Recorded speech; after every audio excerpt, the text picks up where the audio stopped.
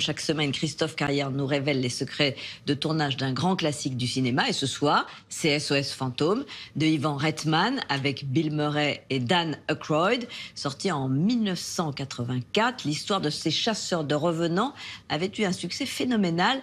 En voici quelques anecdotes.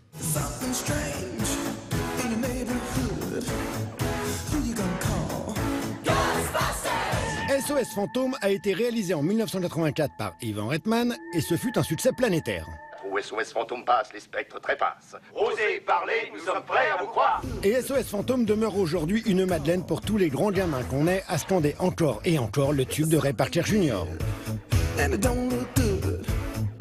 Qui vous allez appeler, demande le chanteur Ghostbuster, qu'on lui répond SOS Fantôme en français, une agence d'hurluberlus spécialisée dans la chasse aux spectres. Avec nous, vous avez affaire à des pros. Des spectres qui envahissent New York, pire, ils prennent possession d'êtres humains comme Sigourney Weaver. Il n'y a pas de Dana, je suis Zool. Oh, la ravissante voix de soprano. Ou d'objets inanimés comme un gigantesque bibendum Marshmallow. Bon, bah alors ça, quand même, ça se voit pas tous les jours. Un film bourré d'effets spéciaux donc, mais très artisanal quand même. Et voilà une petite info rien que pour vous sur cette comédie fantastique faite à une époque où les effets numériques et digitaux étaient encore de la science-fiction. Eh ben, c'était pas si difficile finalement.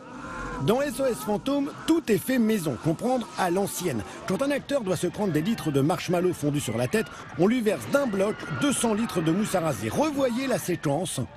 Elle est découpée en 2 plans. Et pour cause, lors de la première prise, le comédien a littéralement été assommé.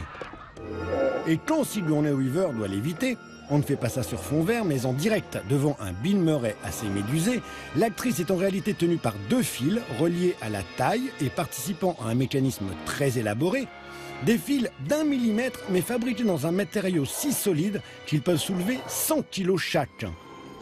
Il suffisait d'y penser. En même temps, c'est la moindre des choses que SOS Fantôme soit un film plein d'esprit. On est venu, on l'a vu, il a eu dans le cul.